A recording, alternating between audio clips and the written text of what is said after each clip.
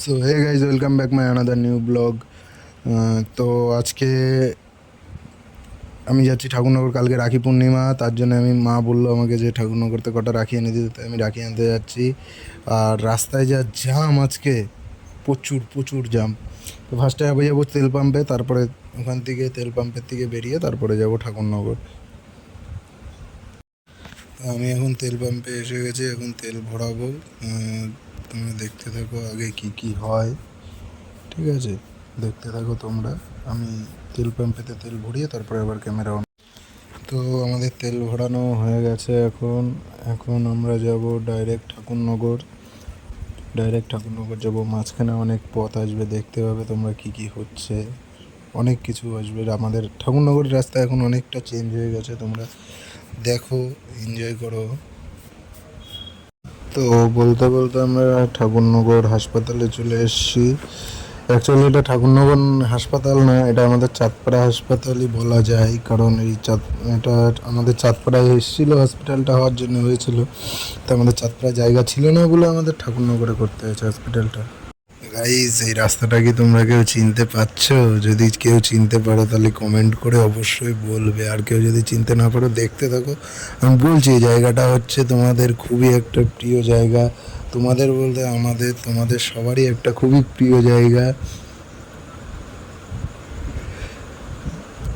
অনেকে বিকেলবেলা আবার এই জায়গায় এসে একটু ভালোবাসাবাসি করে, ঠিক আছে? এটা হচ্ছে আমাদের ঠাকুরনগর মন্দির মেলার মাঠ যেটা। তো গাইজ, এখানে তোমরা দেখতে পাচ্ছ, এটা আরজি কলেজ সেই ঘটনার জন্য মিছিলটা বেরিয়েছে।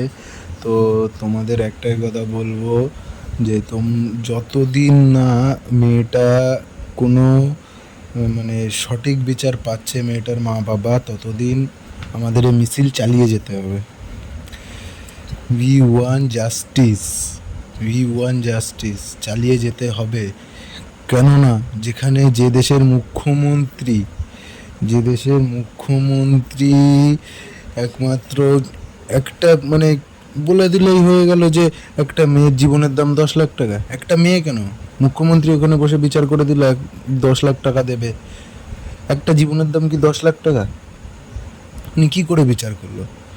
ওখানে যদি ওনার বোন থাকতো, ওনার যদি কোনো ফ্যামিলির মেম্বার থাকতো, উনি কি বলতে পারতো সেই কথাটা? কোনোদিনও বলতে পারতো না। যেহেতু তোমরা, তাই তোমাদের বলছি যে যতদিন না মেয়েটা মা বাবা সঠিক বিচার পাচ্ছে, ততদিন এই বিচার থামানো যাবে না, চালিয়ে যেতে হবে। কারণ আমার ঘরেও মা বোন আছে, তোমার ঘরেও মা বোন আছে। আজকে আমার ঘরে হতে পারে, কালকে তোমার ঘরেও হতে পারে। তাই যেহেতু বলছি, সঠিকভাবে যদি মেয়েটার মা বাবা সঠিক বিচার না পায়, এই এর কোনো মানে হয় না।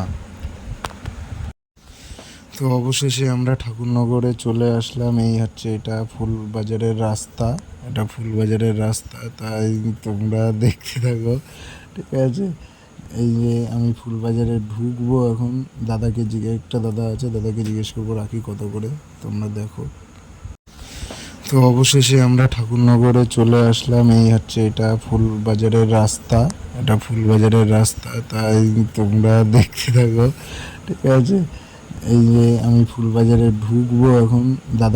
একটা দাদা আছে, দাদাকে জিজ্ঞেস করবো রাখি কত করে, তোমরা দেখো।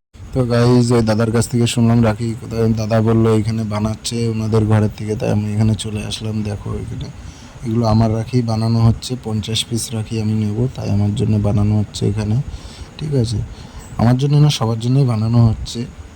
এই কাকা যেগুলো বানাচ্ছে